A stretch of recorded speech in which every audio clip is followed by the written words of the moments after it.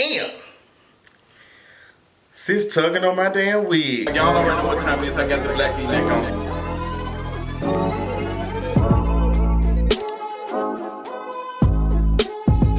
What's going on, y'all? It's time for another episode of King of Reads TV, honey. I love y'all. A lot to talk about. Happy Friday, happy Saturday, whatever day y'all receiving this, honey. I hope y'all enjoying the content I've been putting up on kingofreads.com as well as my YouTube channel. And if you are new to the channel, make sure you're subscribing and liking because I promise you're gonna like this video. So let's go and get into some of the topics that's going on this week. Blac Chyna is chunking strollers and all types of stuff at Six Flags in California. Girl, what is really going on? Video surfaced earlier this week of Blac Chyna. Allegedly she was getting into it with a fan or somebody who was trying to touch her child and she wasn't here for it. And homegirl picked up that stroller, honey, and said, tried to race with Chyna with a big vagina.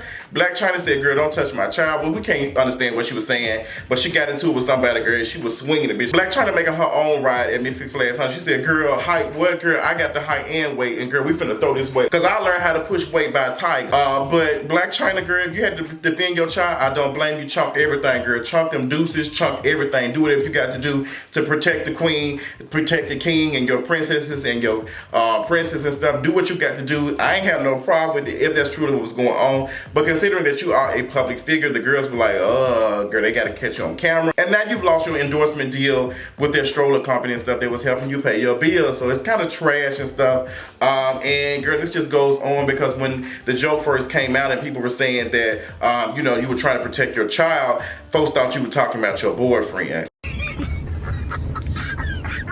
Yeah, girl, that's a little, they had a little shade for your ass, but girl, you know, get it how you living, honey. You a grown ass woman. If he wanna knock the bump off your bumblebee, girl, let him do it, girl. If he wanna sniff some honey off your hive, let him do it, girl. Get in line, 805. Girl, that's 305. 305 to my city. Catch those teeth. Girl, speaking of bumps, girl, let me not make no jokes, honey. Lorde, if y'all even know who I'm talking about, Lorde, what she did, pure heroin or something? She's an artist. Y'all know who I'm talking about, honey. She pure heroin or whatever. She had an album come out several years ago. I think it won a couple of awards. It was one of my favorite albums around that time when it came out. I listened to it down to the tennis court, like, yeah, I like her. So she posted a picture on Instagram and it was a tub and she had what seemed to be some Whitney Houston lyrics. And girl, people were thinking that she was making a joke about Whitney Houston, you know, allegedly, you know, drowning in the tub, you know, from being high and all that type of stuff. So folks were not here for it and the shade room reposted and girl, folks swarmed in.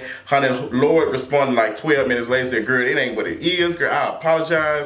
That ain't what he like, I'm just dumb, I'm off work, I'm just a white girl. She did that white girl type of, oh my gosh, stop, I didn't mean it like that, guys. And girl, the girls would let her have it. And of course, some people like, she didn't mean it like that. That's that, you know, some of us got so many issues that when we see a white woman in pain, we just not used to seeing that shit. So we just say, girl, this must be an anomaly or some shit. Like, this can't be, she must really did something wrong. I think that Lorde did this shit intentional. I think she thought it was funny. I guess she thought no black people were following her. Shit, girl. The shade room follows everybody, bitch, everybody. So they got your shit, they posted. Will you be affected by this? Probably not. I mean, girl, y'all used to laughing at black bodies and shit dying and shit. So what's new, girl? I'm pretty sure Target will still have you in some ad or some shit and you'll continue to make coins and shit. But I'm glad you did apologize because your white ass can't make jokes about our artists. Lord, y'all have plenty of white artists to laugh about dying and stuff from drug abuse and all that, girl. You gonna leave Whitney alone, okay? We can clown her, but you can't clown her, girl. You can't do what we do, okay? Now go laugh at some of them other white boys and shit getting drunk off of their daddies. So our boy Jay-Z did an interview, a sit down with David Letterman, and he's supposed to be, I think it's supposed to be dropping very soon, and they dropped a little sneak peek of it, and Jay-Z shared a intimate moment he had with his daughter, and it just made him look at his daughter differently. In the interview, he had shared that he was talking to his daughter and he was trying to rush her he was trying to rush Blue Ivy in the car, and he said, girl, get in the car, and she was like, they don't like the way you said that. And that's what he was telling David Letterman or whatever. And it was really cute. He's like, this girl is intelligent. Like, Blue Ivy is going to be a force to be reckoned with. And it's beautiful seeing something like this, beautiful hearing a man talk about his daughter like that. And it's beautiful for me to consider I don't want any kids, but it lets you know that let kids be kids. And you know, when they have questions and stuff, because they want to know everything, let them explore, explain things to them. And I like how she own herself and like, you know, Dad, I don't like that. And it's important for children to feel like they can let a grown person, an adult, know that that doesn't make them feel comfortable. Because when a child does stuff like that, they'll be able to challenge sexual predators and people in the family that might, you know, do some things or something that might happen in school. Like, hey, don't talk to me like that. I don't like that. In a respectable way. It's nothing wrong with a child doing stuff like that. It's nothing wrong with it. Now, there are some instances where children might go a little overboard, but you know, there's time and, you know, standards and conversations about that. But for the most part, Blue Ivy telling her father that she wasn't comfortable with that, you know, it's good. And I feel like that we need to, a lot of folks who have kids need to let their children know that they can say stuff like that in a respectful way, because if your child is comfortable doing you like that, they're definitely going to do somebody else, a grown person. And there's nothing wrong with a child challenging a grown person, because if a child does not, some grown people can do things and not be challenged on it, and you won't know about it because they feel like the adult has the ultimate say so. So nothing they do is wrong. See where it's going? So I liked it, and I just thought about so many other things as we talk about stuff in our children growing up, and so many instances where children have been touched and this and that, and stuff happened that they didn't share with their parents, and they've been changed for life. So to hear Blue Ivy say something like that to her father was amazing, and it was sickening as hell. But we all don't have Blue Ivy money, but we could all be like Miss Brunch Boot Queen herself, Miss Tyrone Hankerson, honey. She is making her rounds on the news, apologizing. Well, not necessarily apologizing. She is trying to claim her name, honey. She's trying to claim her name. She said Howard University did her dirty. They leaked information, and she had nothing to do with that. Like, none of that stuff was legal. None of the things that she did was illegal, girl. She got them coins, and y'all hoes are mad. Like, I didn't own that Range Rover, but girl, you did fly to Cuba, honey. You did do this other stuff. She said her Instagram and her social media should not hurt her like that. She did a long interview with Roland Martin. Then she did an interview for CBS, and she answered some questions. And girl, she sounded like she was about to tear up. I just couldn't even have brunch. She couldn't even have brunch on Easter Sunday because y'all were taking pictures of her and tweeting where she was at. Girl, don't nobody feel bad for you, girl. If I'm a struggling college student and I'm seeing you out here enjoying your life, and the fact that after all this is going on, you still decided to take your dumb ass and have fucking brunch with some brunch boots and fucking heels and shit. Girl, you deserved it. Like, girl, the court of public opinion is gonna be on your ass. I don't give a damn if you don't serve anytime. I don't give a damn if Howard University does apologize to you. Girl, it's gonna be over with. The same things that you use to share, you know, moments of your life are the same things that's gonna come back to bite your ass. See, when you do clownery, the clown comes back to bite.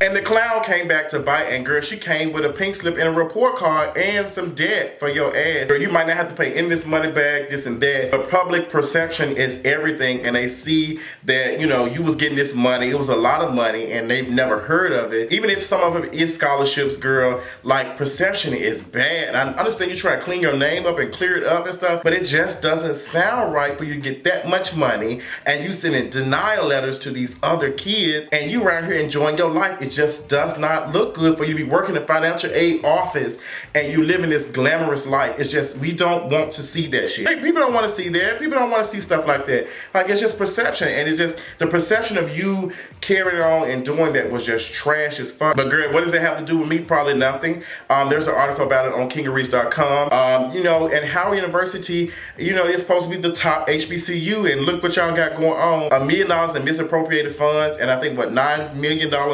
in debt, and this is what y'all got to say. This is y'all king, Howard University. Do better. Saferee was in the news this week because he was robbed at gunpoint by 2 men, and he did an interview, and you know, he shared some tears. He said, you know, his life flashed in front of his eyes, and a lot of people looked at it as like, you know, kind of clowned him and they laughed, and some folks thought it was serious. But you never know what you would do in a situation like that. You just don't know for somebody to like do that, and somebody like, you don't know what's gonna happen. You don't know outcome of that, and you know, Saferee's always been that, you know, kind of person to like show his feelings, which I don't think is anything wrong with. I think he's corny as hell, but for when things like that, I don't fault him for. I think more men need to be more open and sharing that shit instead of trying to, you know, hold that shit in and blowing up on folks.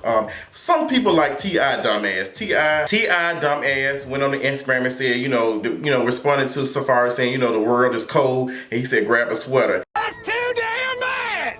I'm so sick of T.I. ass always, you know, inserting himself in some bullshit like that. I don't understand what's his course of action to be doing things like that?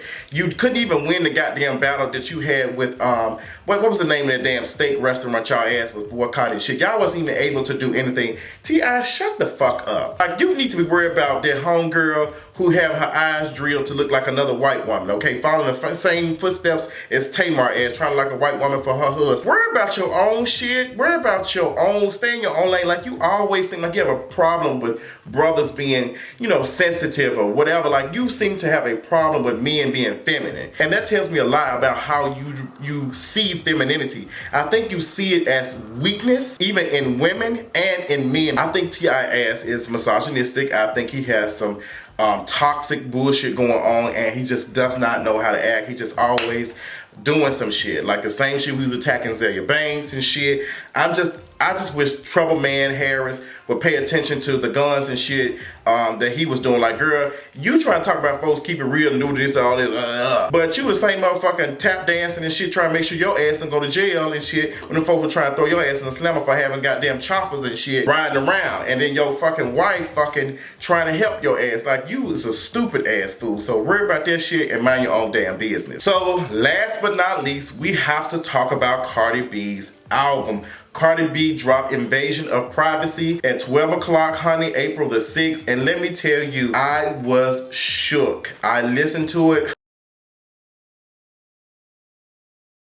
Cardi B dropped it, and immediately Twitter just, you know, started saying it's the best album, best rap album, this and that. Nicki need to prepare, she need to get ready. What's going on? Like, girl, who the queen of rap? Girl, you ain't even been, the album is 48 minutes long, girl. These folks already saying the best album, and it's like 12:15. And they in the same city as me, girl. Like, we on the same time zone. How the fuck you listen to the whole album? But you know, a lot of people saying that they did not have to skip it. Like, they listened to it. The only songs they skipped were the singles and stuff. Like, Be Careful, of course, girl. I would skip that shit real quick as I did. Bartier Cardi, and what's the other? Bodak Yellow. Like, they skipped it. Now, honestly, I'm not gonna lie. I told y'all that I thought she was gonna release a pop album. I just thought that Atlantic was mismanaging the fuck out of all of this, girl. I felt like it was just a bunch of bullshit. They were throwing shit on the wall. But I honestly believe they played a trump card. And when I say that, is the bar was set so damn low that even if it is, people are gonna still love it. I think I did say that at least once. I feel like there's a lot of things that's helping Cardi B out. I think the hype is just everything. If a large group of people are saying that it's sickening, and a large people like it, then it's gonna start to be a trend. Like, okay, girl, because sometimes we don't like to be that person to disagree. It depends. Sometimes we just don't. You know, a lot of us have that herd mentality. And somebody did a good job explaining that. Y'all already know my boy 20 Days of June talked about perception in one of his latest videos. He did a video explaining the importance of people who are social media influencers. People like Joe Budden, people like Ebro, and all these other folks, all these artists go and they go on these platforms and they do whatever, and how perception is and how they view the album. Is it good? Depends on how we're gonna see it. So he did a whole video of that. Make sure y'all checking him out, subscribe to him. Make sure you tell him that King of Reed sent you. He is a sickening ass content creator. I'm telling y'all now, he's gonna be one of the folks who's gonna shake the table. Like I said before, fuck reaction videos. This man is doing whole goddamn analysis on goddamn bars and shit, and he is the fucking culture, okay? So listening to the album, I enjoyed it. Like, listening to it from the beginning to the end. My favorite song so far, because I'm like a pop guy. I like Ring. I think Kalani is on, Kalani is on it, and it just immediately just made me bob. Big and Head, you know, that's Memphis, that's 3 6 Mafia, Chicken Head, hey, bark, I know the chat somewhere looking at me crazy. But just like Cardi B gave us something with this, and I think that, you know, her speaking from her come up and doing this is how music is supposed to be to me. I feel like you're supposed to tell a story, you're supposed to show appreciation. Like, girl, look, I'm out here doing it. Like, it was kind of a motivation type of shit, and then she gave us some twerk and shit. She was talking mad shit. Now, honestly, I don't believe Cardi B wrote none of this bullshit. I don't believe she wrote none of this bullshit, but I think she's delivering the fuck out of it, honestly. It sounds good. I love her style. I love how she sounds on it. It is sickening. Now, there are rumors that saying that Nicki Minaj might drop a single Friday, girl. I don't know. I'm not sure, honey. I'm not sure when y'all gonna get this video, honey. She probably will, she probably won't. I don't know. I really can't tell. Cardi B is supposed to be on Saturday Night Live this Saturday, honey. She kind of did an interview and she kind of talked about, she didn't really say, but it sounded like she did allude that she is pregnant. And she talked about some other stuff. So I can't wait to see what else she's going to be doing at Coachella. I just want to see the best for her. Like, this is the Cardi B I want. Like, this made me, okay, Cardi B, like, bitch, you got me back, bitch. You got me back, because you had lost me when you was chasing Offset. Like, you had lost me. So Take him out of the equation. Focus on your shit. Give us some bops, some shit. Do us some more videos and shit. I mean, you probably can't because you're pregnant. But, girl, give us some shit. Like, girl, this album was cute. Now, I listened to like once or twice. Some songs, probably once. There are some songs I don't really too much care about. But I can't do that full review. That ain't me, girl. That ain't my style. That ain't me. Y'all gonna have to wait on 20 Days of June to talk about that. And some other folks and stuff who will talk about it. Girl, I'll give y'all some links and some people who can write about it. But it won't be Justin J. But it will be on KingofReach.com. Y'all tell me what y'all thought about the album. Have you listened to it? Did you stream it? Did you buy it? I did not buy it. I streamed it. Not sure about buying albums. I really don't buy albums in this economy. But I might do it for Cardi B. I might. Just for the culture because I feel like she's sickening. Now, Nicki Minaj, girl, you got to step it up, honey. You got to do something because this wasn't a pop album. But I feel like y'all are two different people. But I feel like this is a cute battle because it makes y'all improve and get y'all shit together. Like, it's sickening. I think Azalea Banks dropped something too. There's a whole bunch of stuff. Maybe me and Adrian talk about it on the For the Culture podcast. Make sure you're always checking out For the Culture podcast, honey. We're on SoundCloud, Google Play, and Apple Podcasts. So make sure you're checking out and listening to us weekly, honey. We do a weekly podcast, sickening as hell. But that's all I got. I love y'all so much. Make sure you're checking out my Reading the Menu video where I review Old Lady Game. Make sure you're also checking out KingofReach.com, content for the culture, and I'll talk to y'all later on tonight. Bye. What the fuck is this? I don't give a fuck that your nigga car not, bitch.